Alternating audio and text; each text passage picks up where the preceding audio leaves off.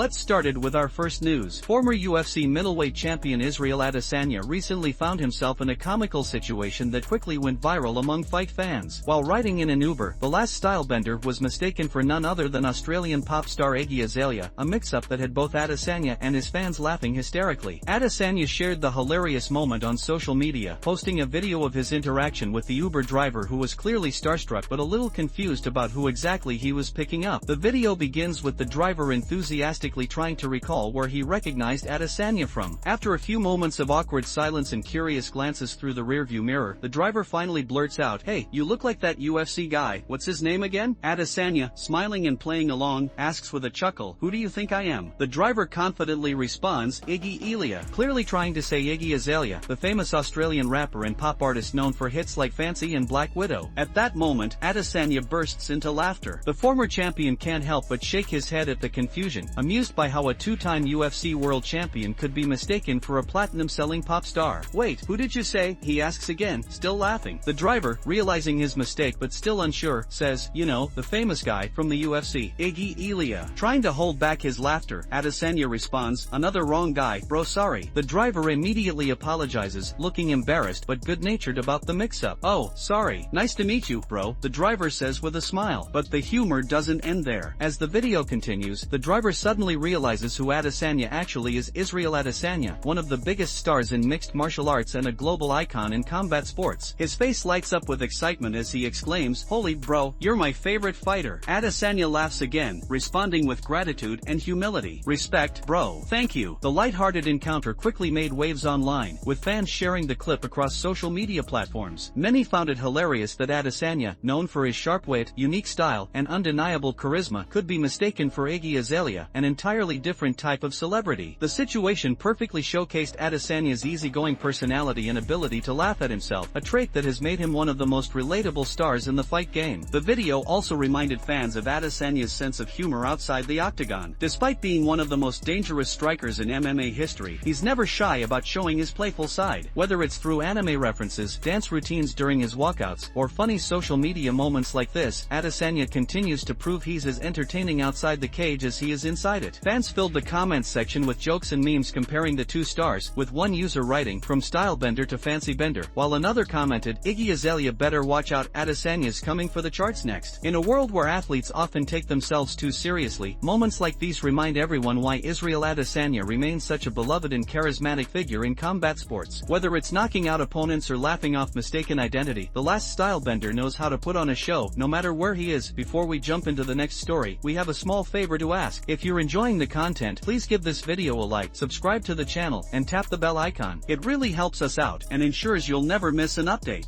Move on to another news. UFC lightweight contender Dariush has shared his thoughts on Charles Oliveira's stunning victory over Mateusz Gamrot at UFC Rio, and he didn't hold back on his praise for the former champion. Speaking in an interview with Submission Radio, Dariush admitted he was very impressed by how easily Oliveira dismantled Gamrot, suggesting that the Polish fighter's short training camp might have played a significant role in his underwhelming performance. Having faced both men inside the octagon, losing to Oliveira and defeating Gamrot, Dariush provided a unique perspective on the matchup. He noted that while he expected Oliveira to win, the sheer dominance of the performance took him by surprise. "I was super impressed with Charles," Dariush said. "He looked really sharp. He didn't take much damage, and he was able to basically do whatever he wanted against Gamrot, which was surprising. I thought Gamrot would be able to do much better, but it just wasn't his night." Oliveira's performance was a masterclass in timing, precision, and pressure. From the opening bell, the Brazilian former champion took control, walking Gamrot down with confidence and landing clean combinations. The fight didn't last long, a first-round finish that reminded fans why Oliveira remains one of the most dangerous fighters in the division. Dariush acknowledged the Brazilian's technical brilliance but also pointed to reports suggesting that Gamrot may not have had a full training camp for the bout. "From what I read, his coach said he came into camp about 3 weeks prior to the fight," Dariush explained. "If that's true, who knows how good his shape was? Things like that can make a big difference. How your conditioning is, how your weight cut goes, all of that matters." According to Dariush, the lack of a full camp could have severely limited Gamrot's ability to execute execute his game plan. Known for his relentless pace, wrestling, and grappling transitions, Gamrot struggled to find any rhythm or momentum against Oliveira. I'm sure if you talk to Gamrot's corner, Dariush continued, they'd say, hey, if we had a full camp, that fight would look a lot different. And maybe they're right. Preparation is everything at this level. Still, Dariush was quick to give full credit to Oliveira, saying that even with a full camp, it would have been difficult for anyone to handle Du Bronx in that kind of form. Watching that fight, Charles looked incredible, he said. He was calm, confident, and his striking looked cleaner than ever. Gamrot just didn't have anything for him. The result reaffirmed Oliveira's place among the elite lightweights in the world and reminded everyone why he's considered one of the most complete fighters in the sport. Dariush, who was previously finished by Oliveira in their 2023 bout, admitted he saw shades of that same explosive, composed version of Du Bronx in the fight with Gamrot. He's one of those guys who, once he gets into that flow state, it's hard to stop him, Dariush said. He's dangerous everywhere, on the feet, on the ground, in scrambles. He's a problem for anyone. As fans continue to speculate about what's next for Oliveira, Dariush's comments add valuable insight into just how dominant the Brazilian looked in Rio. Whether it was Gamrot's short camp or Oliveira's flawless execution, one thing is clear, Charles Oliveira reminded the MMA world why he remains one of the most feared and respected fighters in the UFC's lightweight division. Move on to another news. New footage has emerged from Dubai showing Islam Makhachev looking absolutely massive as he trains for his highly anticipated welterweight debut against Jack Della Maddalena at UFC 322 on November 22nd. The reigning lightweight champion, known for his elite grappling and suffocating pressure, appears to have added significant muscle mass while maintaining his trademark speed and athleticism, sending fans into a frenzy online. In the viral clip filmed on a sun-soaked beach in Dubai, Makhachev is seen wrestling and drilling grappling techniques with his training partners. What caught everyone's attention, however, wasn't just his technique, it was his size. The Dagestani star looks noticeably bulkier, his frame more filled out and powerful, sparking excitement and speculation about how his skills will translate at 170 pounds. Observers immediately pointed out that Makhachev seems to be carrying the extra weight extremely well. His movements remain fluid, his balance sharp, and his control on the mat as dominant as ever. Even while training barefoot on the sand, Makhachev's trademark precision and intensity were on full display. Fans watching the video online couldn't help but comment that the champion looked stronger than ever and ready to conquer a second division. Sources close to Makhachev's camp have confirmed that the jump to welterweight has been in discussion for some time. After clearing out much of the lightweight division, including back-to-back wins over former featherweight king Alexander Volkanovski, Makhachev has been eager to chase new challenges. The fight with Jack Della Maddalena offers him exactly that, a dangerous, explosive striker with knockout power and a reputation for finishing fights in spectacular fashion. During the training session shown in the footage, Makhachev can be heard instructing partners and demonstrating techniques with his usual calm authority. At one point, he drives a sparring partner to the ground and controls him effortlessly, shouting, "Down, down, stay on the floor." The clip ends with Makhachev grinning, clearly enjoying the session as his team cheers him on from the sidelines. It's clear that the move up in weight has done nothing to diminish his athleticism or energy. In fact, he seems more comfortable and confident than ever. Without the strain of cutting down to 155 pounds, Makhachev appears rejuvenated, a dangerous prospect for anyone standing in his way. Fans have taken to social media to react, with comments flooding platforms like X, formerly Twitter, and Instagram. Many praised his physical transformation, with one fan writing, "Makhachev looks like a monster, this man is built for 170. Another added, "If Islam carries that strength and cardio into welterweight, the division is in trouble." Makhachev's team has remained relatively quiet about his exact walk-around weight, but his coach, Javier Mendez, has previously mentioned that Islam's natural frame could easily handle the welterweight limit. "Islam doesn't struggle with size or strength," Mendez once said. "He's one of those guys who's deceptively strong for his build. At 170, he's going to surprise a lot of people." With UFC 322 just weeks away, excitement is building. The question on everyone's mind, can Islam Makhachev replicate his dominance in a new weight class? If his recent footage is any indication, the lightweight king may soon be a two-division threat and perhaps on his way to cementing himself as one of the greatest fighters in UFC history. For now, one thing is certain, Islam Makhachev looks ready, powerful, and hungrier than ever. The beach in Dubai might have been calm, but the storm he's bringing to the welterweight division is just beginning to build. Move on to another news. UFC interim heavyweight champion Tom Aspinall recently appeared on the SHXTSN Gigs podcast, where he opened up about his career, his mindset as a fighter, and the values that guide his decisions. In the candid interview, Aspinall discussed everything from dream matchups to friendship, revealing that he would rather vacate his heavyweight title than face his close friend Ante Delija, who recently broke into the UFC's top 10 following an impressive debut victory over Marcin Tybura. When asked if there was any heavyweight in UFC history he believed could beat him, Aspinall didn't hesitate to give a thoughtful and honest answer: Daniel Cormier. "DC has the worst style for me ever," Aspinall said with a laugh. "He He's short, powerful, and just keeps walking forward. He mixes levels really well, he can grapple, punch, take you down, and he's got cardio for days. For my style, he's an absolute nightmare. Aspinall even admitted that he had said this to Cormier's face before, showing the level of respect he holds for the former two-division champion. He's got that nasty style where you just can't get comfortable. You think you're striking with him, then suddenly he's underneath you. You think he's wrestling, then he's throwing hands again. That constant pressure, that's tough for anyone. But the biggest revelation of the interview came when Aspinall was asked whether he'd be willing to fight a teammate or friend for the title. Without hesitation, he responded, "I wouldn't fight Elijah. No chance. I'd vacate the belt before doing that." The statement caught both the hosts and fans by surprise, as very few fighters at the top level would be willing to give up a championship opportunity or even a title defense out of loyalty. But for Aspinall, the reasoning was simple. "There are guys I train with, and then there are guys who are genuine friends," he explained. "Ante is one of my genuine friends. Some things mean more to me than money or titles. I've already won the belt, I've done that. If I had to give it up rather than fight him, I'd do it without thinking twice." Aspinall went on to explain that his decision isn't just about sentimentality, it's about values. "Fighting is my passion, but friendship is something different," he said. "There's a line I won't cross. We've shared camps, helped each other grow, and supported each other through this journey. That bond means more to me than any belt." However, Aspinall also clarified that the timing of their careers might prevent any conflict. "He's still working his way up," he noted. "By the time he's at that level, I might have already achieved everything I wanted in the sport. I've still got a few fights left in me, but when he gets there, I'll be happy to step aside. There's more than one way to leave a legacy." The podcast hosts praised Aspinall for his integrity, calling it one of the most honorable statements they'd ever heard from a champion. Aspinall simply smiled, saying, "At the end of the day, it's about respect for yourself, for your friends, and for the sport." With his combination of humility, honesty, and dominance inside the cage, Tom Aspinall continues to stand out not just as one of the UFC's brightest stars, but also as one of its most genuine and grounded personalities. Whether defending his belt or choosing friendship over fame, Aspinall proves that being a champion isn't just about winning fights, it's about living by principles that go beyond the octagon. Move on to another news. During a recent interview, lightweight contender Beneil Dariush dropped an unexpected bombshell that has sent the MMA community buzzing. He revealed that there are strong rumors suggesting a potential matchup between Justin Gaethje and Ilia Topuria could be in the works. While nothing has been officially confirmed by the UFC, Dariush's comments have fueled speculation that this explosive fight may be closer to reality than fans realize. Dariush, known for being well-connected and respected among fighters, made the comments while discussing the current lightweight title picture and how the next contenders might be decided. "Surely, if Arman Tsarukyan wins here, or even Dan Hooker, it pushes them right to the top," Dariush said. "I'd say that's a #1 contender fight for both of those guys." But then, Dariush hinted at something that instantly caught everyone's attention. "I'm hearing rumors of Justin Gaethje getting the next big fight," he revealed. "I don't know how true it is, but it sounds like the UFC might be setting something up with Ilia Topuria. We'll see how that goes." The idea of a potential Gaethje versus Topuria matchup has fans salivating. Both fighters are known for their aggressive, all-action styles and devastating knockout power. Gaethje, a former interim lightweight champion and one of the most violent fighters in UFC history, is coming off his knockout loss to Max Holloway earlier this year, a fight that was named one of the best of 2024. Meanwhile, Ilia Topuria, the undefeated featherweight champion, has made it clear that he's open to moving up in weight after dominating at 145 pounds. For many fans, the timing makes sense. Topuria recently captured the featherweight title in spectacular fashion, and rumors of him pursuing a second belt have been circulating ever since. A fight with Gaethje, one of the UFC's most recognizable names, would be a blockbuster event and could easily headline a major pay-per-view. Dariush went on to elaborate on the competitive landscape at lightweight, explaining how the division is full of moving pieces. "There's so much talent at 155 right now," he said. "You've got Arman Tsarukyan and Dan Hooker fighting soon, and I think the winner of that fight deserves a big opportunity. But if the UFC decides to go with Gaethje versus Topuria, that changes everything. It kind of pushes other guys like Paddy Pimblett or even the winner of Tsarukyan versus Hooker further down the line. The matchup, if made official, would be one of the most explosive stylistic clashes possible. Gaethje brings relentless pressure, low kicks that destroy opponents' legs, and a willingness to trade punches with anyone on the roster. Topuria, on the other hand, is known for his precision boxing, knockout power, and elite timing. Both fighters are aggressive finishers, and both have never been in a boring fight." Dariush emphasized that, as of now, nothing is confirmed. "I don't know how true the rumors are," he admitted, "but from what I'm hearing, that's what's being talked about behind the scenes. It would make sense, both guys bring fireworks every time they fight. If the bout does come together, it would likely take place either at lightweight, 155 pounds, or in a catchweight matchup, depending on Topuria's willingness to move up." Fans online have already begun debating who would have the edge: Gaethje's experience and leg kicks, or Topuria's crisp boxing and youth. In the end, Beneil Dariush's revelation has added even more intrigue to an already stacked lightweight picture. Whether the rumors prove true or not, one thing is certain: Justin Gaethje versus Ilia Topuria would be a guaranteed war, and a fight that could easily go down as one of the most anticipated clashes in recent UFC history.